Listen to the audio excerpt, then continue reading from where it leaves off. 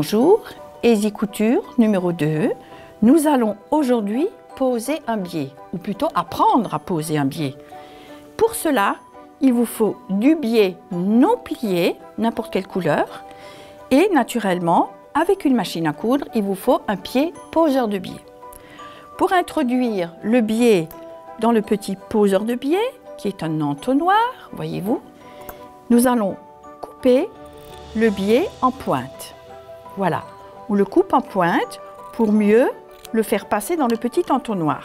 Je vais glisser la petite pointe dans l'entonnoir, je l'attrape au bout et je le passe. Et là, nous voyons déjà que ce poseur de biais plie le biais immédiatement. Une fois que le biais est bien en place, qu'il est bien posé, on va le monter sur la machine à coudre comme vous le voyez ici. Ensuite, il y a plusieurs possibilités. Vous pouvez par exemple coudre un biais avec un point droit, mais nous pouvons également le poser avec un point d'épine qui donnera un petit peu plus de tenue au biais. On va donc démarrer.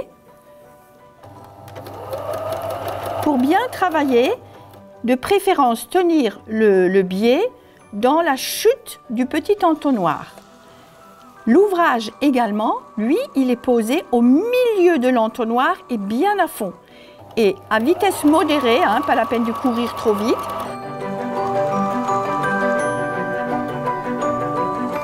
On peut également choisir un petit point de broderie contemporain qu'on appelle le point gazon. Pour égayer le tout, j'ai choisi un fil qui change de couleur. Nous avons ici un gilet sans manches matelassé qui a été bordé par un biais fabriqué naturellement soi-même, c'est noté dans le catalogue, avec des petits restes de tissu. Nous pouvons également voir des petites robes pour petites filles bordées d'un biais jaune.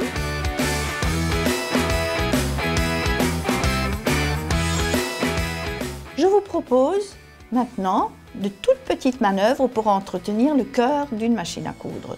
Pour entretenir le crochet de cette machine, on va sortir la boîte à canettes, on va naturellement nettoyer entièrement les petites peluches, on va prendre la fameuse petite burette d'huile et nous allons mettre une petite goutte au milieu du crochet au fond et une grosse goutte qui va coller sur le périmètre de la machine. Celui-là, pour l'entretenir, eh bien, on va l'ouvrir la machine, on va sortir la petite capsule.